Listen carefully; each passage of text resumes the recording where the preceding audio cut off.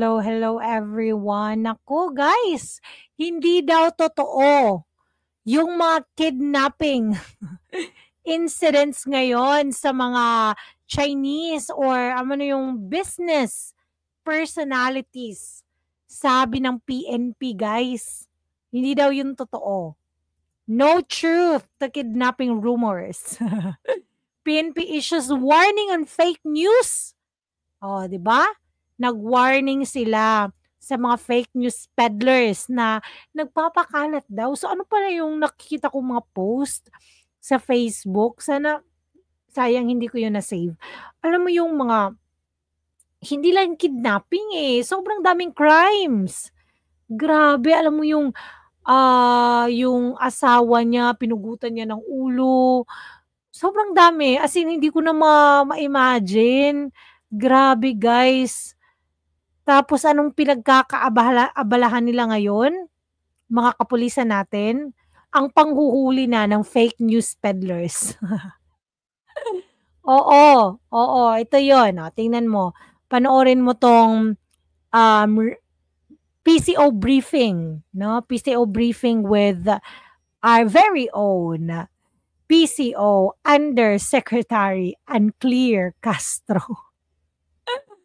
Ito guys grabe yung tanong sa kanya guys kung tungkol sa good news kasi good news daw na meron na daw suspect, nahuli na yung mga suspect no sa kay Anson Ke. Di ba? Ito yun, makinig tayo guys sa tanong at sa sagot ni Claire Castro. In connection doon sa third good news natin, following the arrest of the three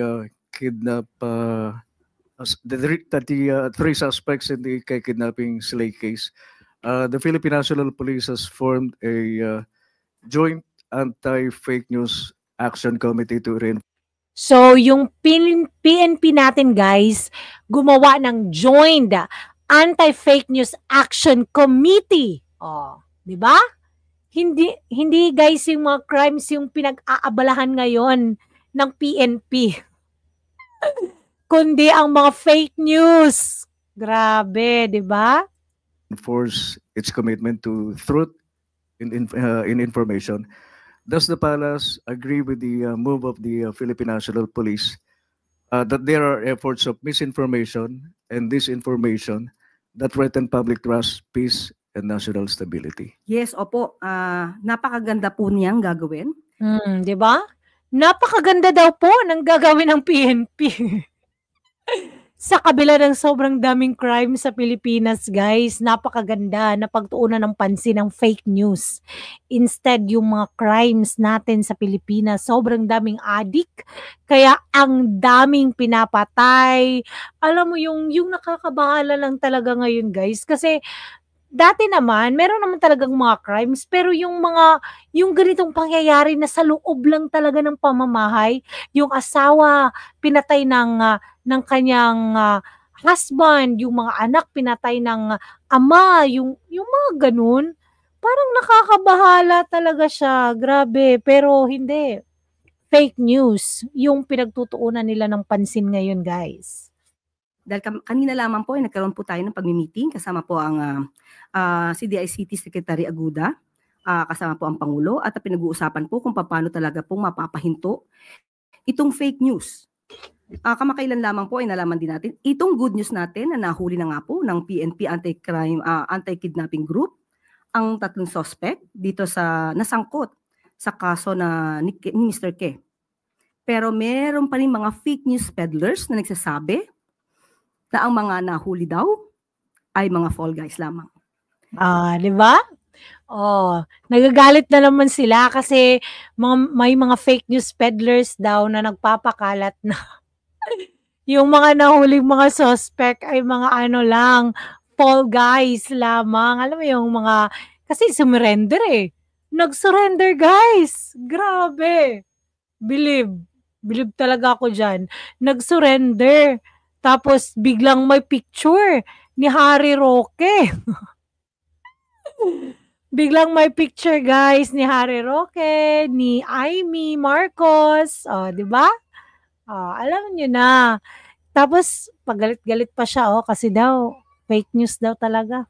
Ito ay hindi maganda na mula sa mga fake news peddlers o sa ibang mga tao na nagsasabi na ang ibinabalita mismo ng gobyerno at ng mainstream media ay fake. Kaya lahat po tayo, hindi lamang po ang pamahalaan, hindi lamang ang administrasyon, pati po kayo lahat sa mainstream media at mga responsible social media content creator. Magtulong-tulong po tayo na sugpuin ang fake news na ito. Magtulong-tulong daw po na sugpuin. Paano nga susugpuin? Kayo nga yung source. Guys, nako, nakakalungkot. Dahil sabi nga natin, kapag ang fake news ay lumaganap, mismo sarili nating pagdidesisyon ay maaari na tayong magkamali dahil ito ay impluwensya lamang ng fake news. Tingnan mo, influensya ng fake news.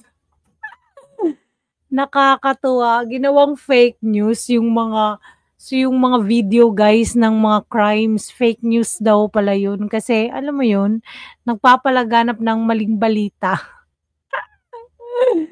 Kaya wag na kayong mag-video ng mga aksidente, ng mga crimes, kasi fake news daw yun. Nako.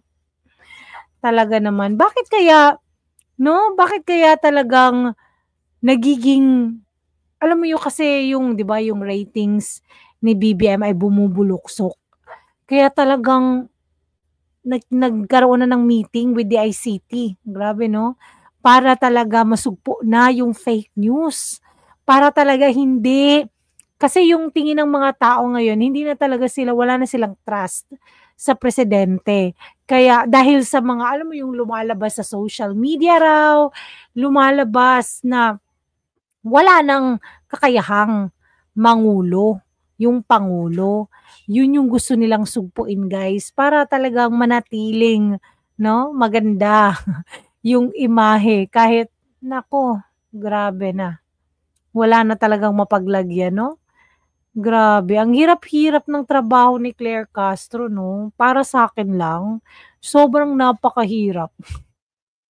Nabasa ko din sa isang comment, guys, sabi nung isang nag-comment na dapat daw si Claire Castro manood din daw ng mga balita para naman daw alam mo yun,